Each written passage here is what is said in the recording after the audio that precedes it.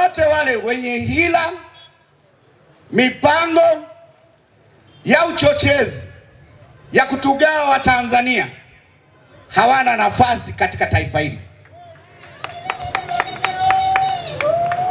Hata hili na nafikiri nisemee hapa, kwenye mitandao ya kijamii tunaona sijui mwanaharakati Martha Karua na wenzake wamezuiliwa airport, walikuwa wanakuja kwenye kesi ya Tundu Lissu. Nataka niseme nisiseme, Tanzania hii ni nchi huru, ni dola iliyokamilika yenye mamlaka kamili, ina uwezo wa kuruhusu au kutoruhusu mgeni yoyote kuingia Tanzania. Kwa hiyo hatuwezi kulazimishwa. Tanzania hii ni nchi huru, dola kamili, yenye mamlaka kamili, haiwezi kuruhusu kwa shinikizo kwamba tunaomba huyu aruhusiwe kuingia. Lakini la pili, hakuna sheria yoyote duniani inaweza kulishinikiza taifa huru ikiwemo Tanzania kwamba tunashinikiza mtu fulani apokelewe. Hakuna sheria hiyo duniani. Huwezi ukashinikiza. Lakini la tatu, idara yetu ya uhamiaji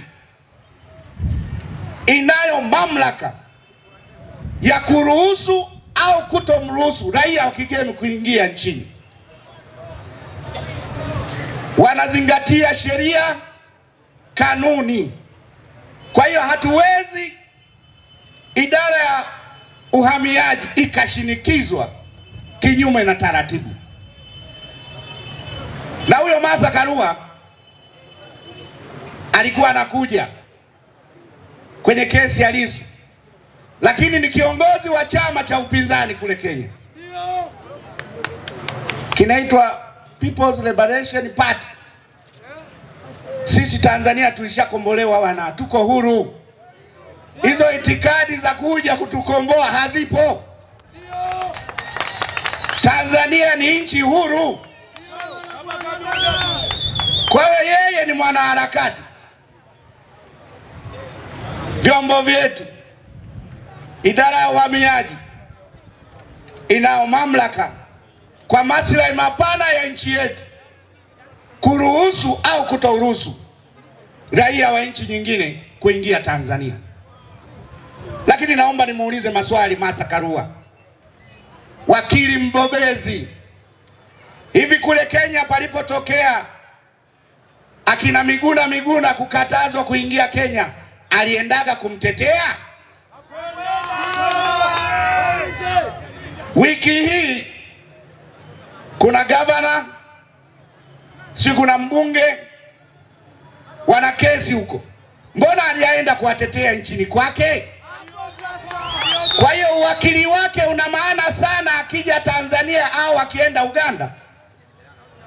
Na watu wanasema uhisani huanzia nyumbani. Mbona wengine wanaopata matatizo wakiwa kule hawatetei, anakuja Tanzania? Tumemshitukia. CCM oye! Tumestuka. Yeye ni mwanaharakati. Wana rekodi huko za Kenya hazijafutwa. Tanzania ni nchi salama, ni ya mfano. Uhusiano wetu na Kenya ni wa kihistoria, ni ndugu wa pamoja katika Afrika Mashariki. Tutaendelea kushirikiana na Wakenya bila wasiwasi kabisa, na sio kwa sababu ya Martha Karua. CCM oye!